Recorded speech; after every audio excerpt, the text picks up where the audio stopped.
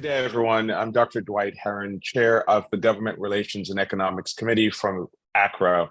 We're excited to be here with you to share with you and give you an update from the GREC regarding some key issues that your Government Relations Committee have been involved with over the last year and frankly over the last few years. I'm pleased to have with me Jason McKittrick, who is our liaison to the committee, and Chris Yaris. Let me start with you, Chris. Do you want to introduce yourself pretty quickly, and then we'll have Jason do the same?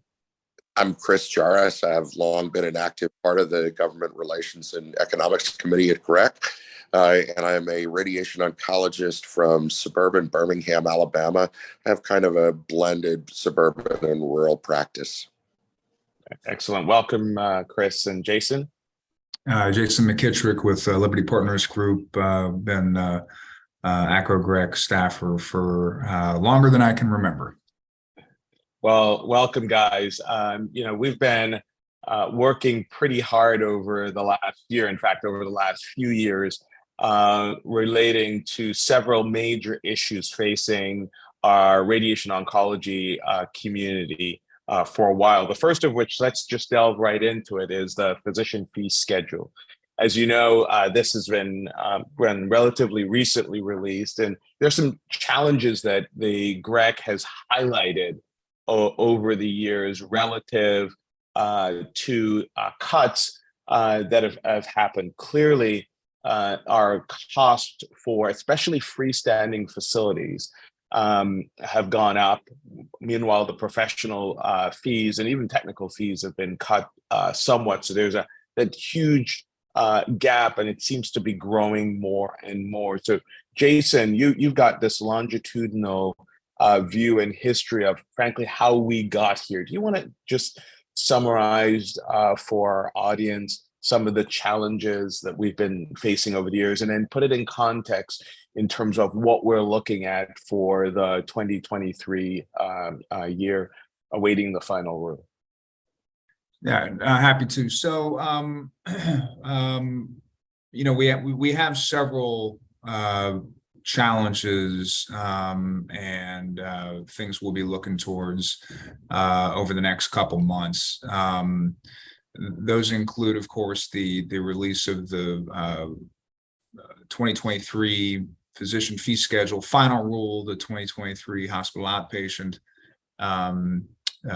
Prospective Payment System final rule. Those will be released just in the next couple of weeks.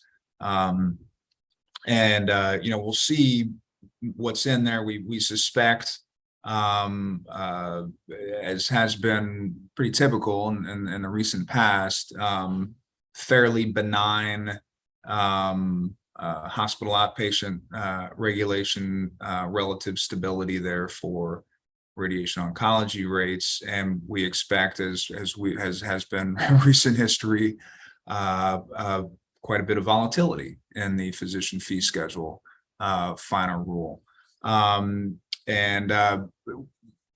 that tees up chart that I wanted to show you, Dwight, here. That ACRO signed on to this letter. This was an AMA letter. It was sent around in September, earlier in September.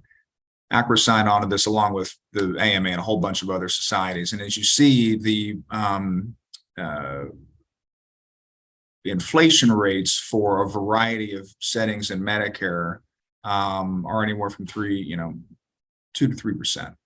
And the proposed updates for those various sectors roughly corresponds, except for, as you see here, look at that, the physician fee schedule, 3.7% inflation rate for the 2023, and what CMS is proposing is a minus 4.5% cut. So that's one of the things that we'll be, expecting in the final rule. This chart is interesting as well to show that this is not an aberration, that the practice costs going back to 2001 have far exceeded the physician fee schedule reimbursement. That's this black line, while the hospital rates have been well in excess. While I'm on this letter, Dwight, I'll just close it out by saying we've got a number of other things that the AMA is advocating on, and the ACRO is also.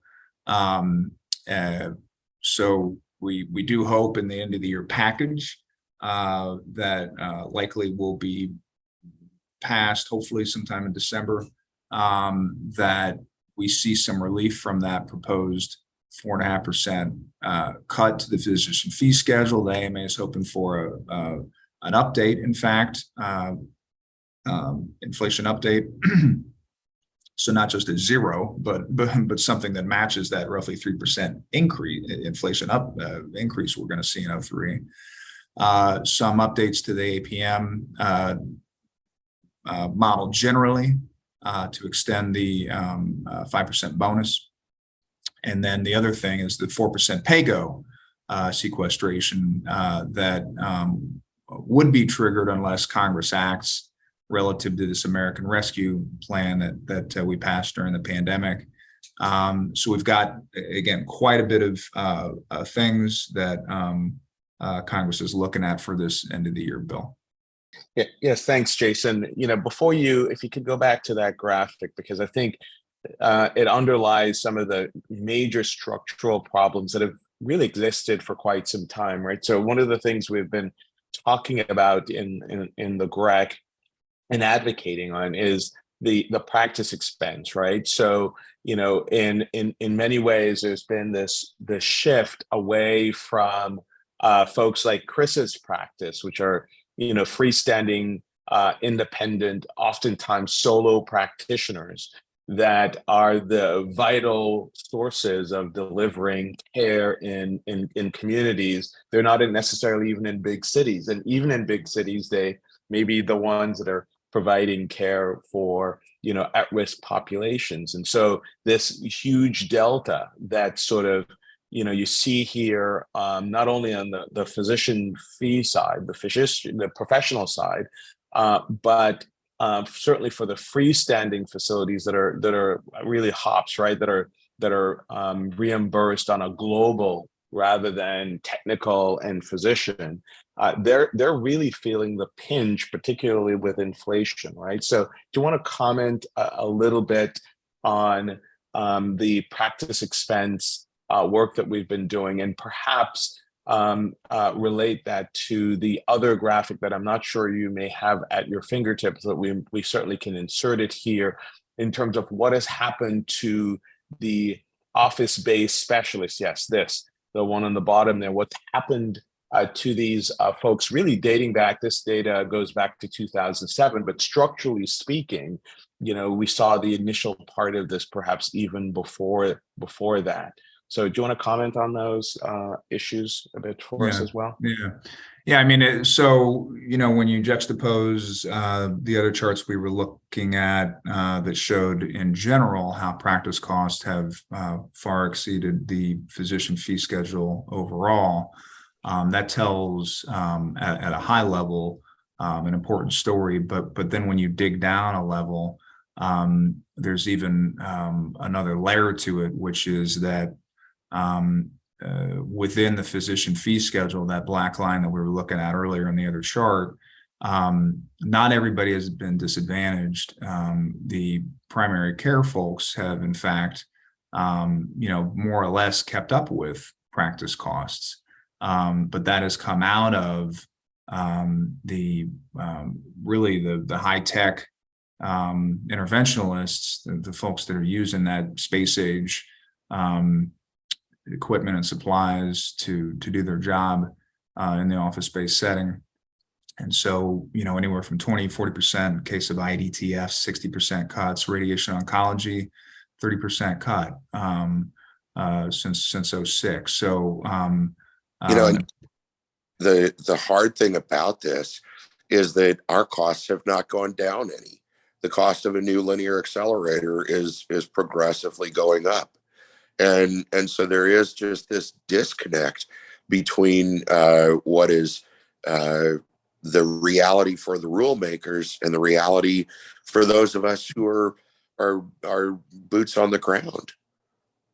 Yeah. So Chris, to that point, how is it practiced? Why don't you put that into context for us? What is that? What has that meant for a practice like yours? What choices have you had to make? And it's obviously this pressure is increasing, and as we see, in the earlier graphic that Jason showed, that minus 4.7, that delta overall is something like 9.1 or 9.2%. This is absolutely, it's on it. You would worry. How do you stay?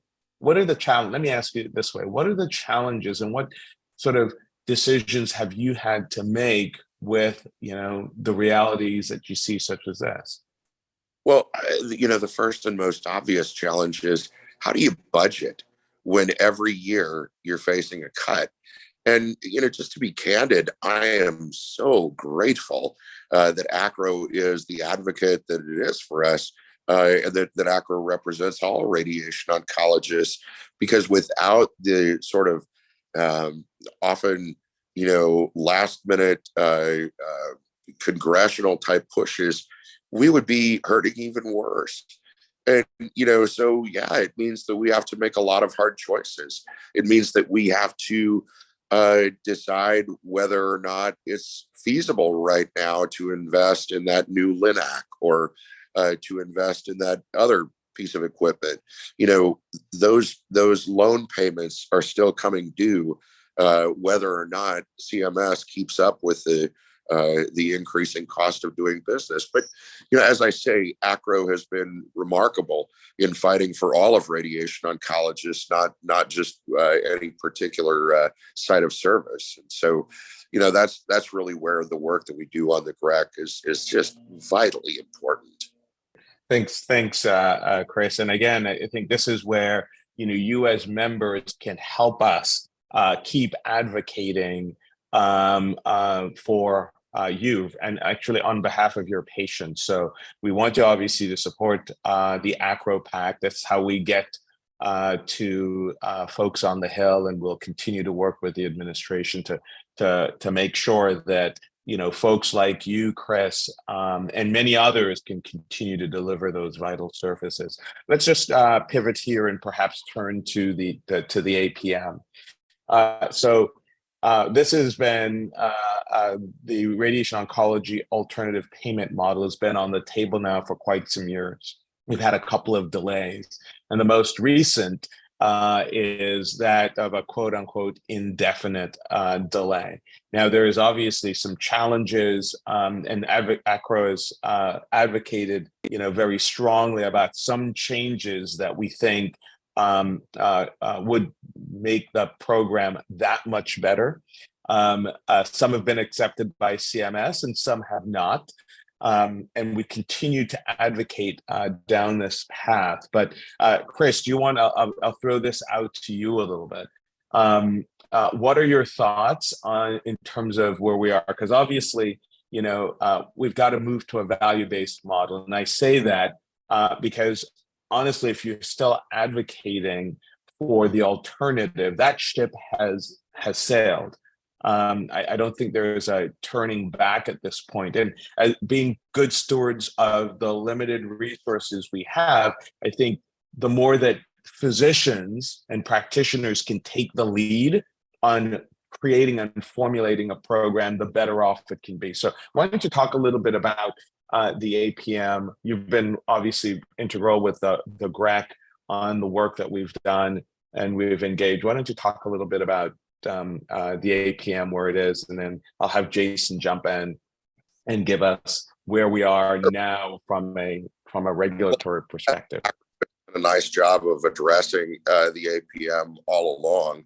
I think that there again remains this disconnect between CMS in terms of what is realistic and what is not. And so I think that this delay that was introduced is really of critical importance. I agree that there needs to be a value-based reimbursement system, but when CMS introduced the APM, there were just so many problems with it, so many unrealistic withholds and or holdbacks, as they called them, and sort of very sketchy details about what an individual practice would be able to get in terms of bonus elements. And so I think, clearly CMS heard us. They've done the right thing in putting this on hold. But I think that we really need to continue to keep our ear to the ground as this whole process continues, and make sure that we're letting them know, as we have, just exactly what's realistic and what isn't. Yeah, critical to your point, right? If you're running a business, and that's what happens in a practice like yours, you have employees, you have expenses, you need to be able to budget. And some of the challenges we saw and how it was organized and created made that virtually impossible, right? And we're facing things right now like staffing salary increases. I mean, that's a kind of a universal across the board in the United States. But, with very specialized staff members, like therapists, like dosimetrists, like physicists, we've got to be able to keep the best people taking the best care of our patients. Yep. So Jason, there is joy and excitement, right, in this delay. In fact, it's indefinite. So, unfortunately, I think some of our colleagues may think that this means it's canceled.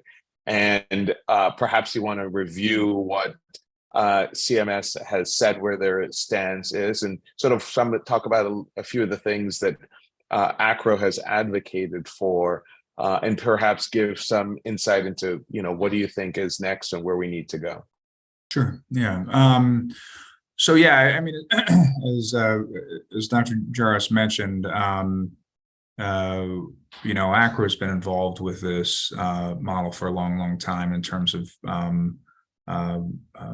requesting, working with CMS to perfect the model. Some really big structural things, whether or not it would be a prospective model versus a retrospective model, what the length of the episodes would be, whether or not brachytherapy should be included or excluded, and over the years they've done a lot of what we've asked in terms of making it a prospective model rather than retrospective, having it be a 90-day episode, excluding brachytherapy from the model. It was one of our requests and something that they agreed to. Something that we have consistently said, however, was that the discounts are just too big. In other words, the cut that they would be providing overall to providers who were in the model. And so, when we've argued for something much lower than the 3.5% discount, something closer to what the oncology care model was a little while ago, closer to sort of a 2.5%. That's really where ACRO advocacy has really shown brightest, is just in terms of saying to CMS, their response to us was one of, well, if we're going to pay you up front, then can't you handle these cuts? And we're talking about, or not cuts, but withholds. We're talking about withholds that would have lasted for 6 to 12 months. And we're not even guaranteed then. So your point is very important.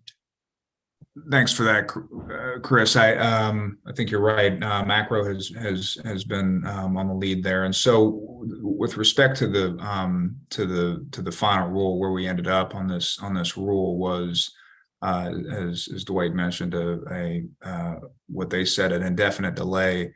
I would not take indefinite to mean permanent at all. And Dwight, you kind of raised this here.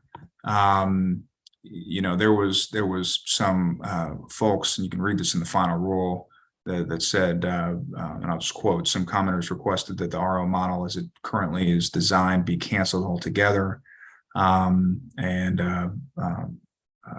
CMS says in response, we do not agree with the comments that the RO model should be canceled. So, I think folks should be aware that this, this delay is not a cancellation, that there will be further movement here.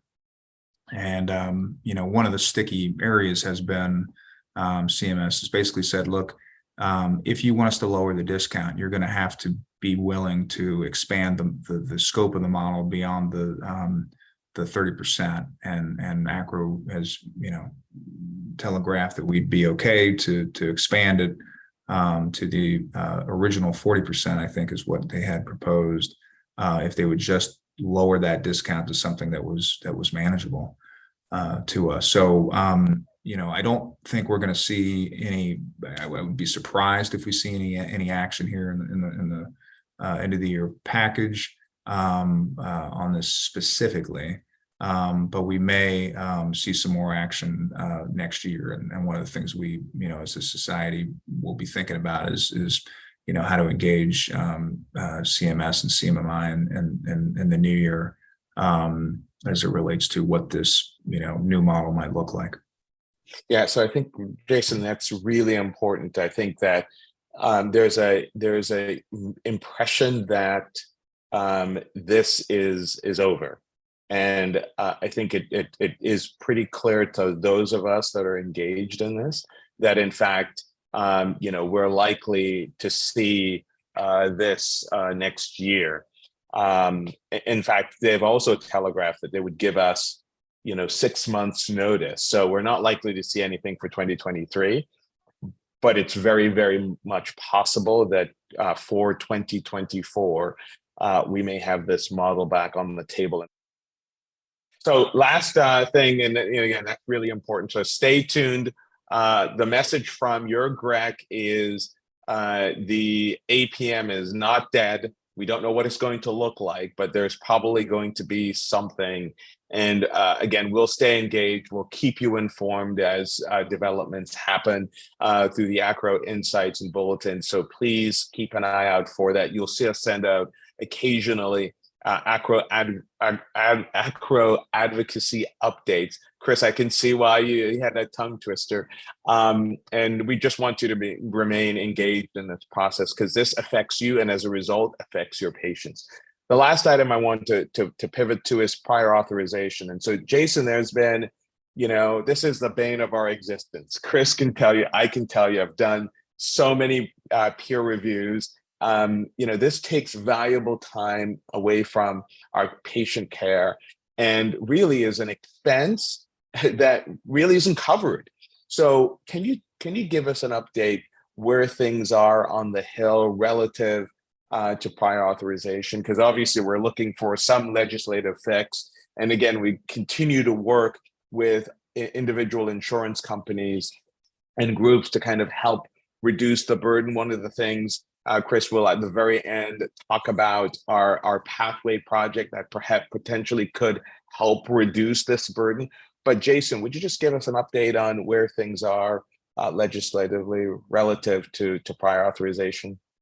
Sure. And you're right. Prior authorization is something that ACRO has been advocating on for a number of years in a variety of ways.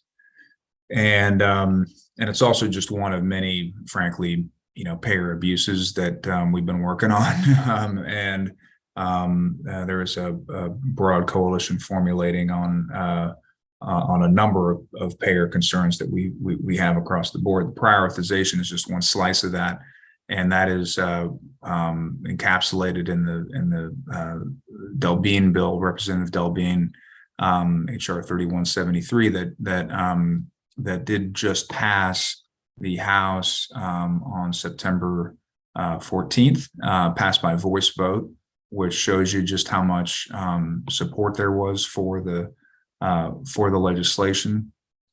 Do another quick screen share to show everybody that the provisions in the bill establish a electronic prior authorization process, no more faxing documents. I haven't received a fax in 5 years. I can't believe anybody's still using faxes. Requires HHS to establish a process for real-time decisions which is great. Requires Medicare Advantage plans to report to CMS on prior authorization rates, and encourage the plans to adhere to evidence-based guidelines. So that's all great. Now, the bad news, I'm sorry, and there's some bad news here, is that CBO scored this bill, and the score came back right around when the bill passed the House as a coster, about $16 billion over 10 years, based on the new requirements that Medicare Advantage plans would have to do to put this stuff into place. Here again, I think is just I used to work on the House Budget Committee. I worked on the House Budget Committee for 10 years. And more often than not, I'm sorry to say to all the good folks at CBO that I know they're hard workers, but and it's not a testament to them one way or another, but the overall, the way that CBO scores things, it has scored things for years, does not take into account the cost savings, the dynamic savings, the downstream savings, the second order savings that you would see from various provisions. They just do the first order effects. And so unfortunately now, the $16 billion coster that we see could be a problem in the Senate. And so for that end of the year package that I was talking about, there is concerns that now this bill maybe won't happen before the end of the year. But I can say that this is not going away. And in fact, as I said, if anybody can remember the whole Patients' Bill of Rights bill that about 20 years ago that Congress worked on, it feels very similar to that kind of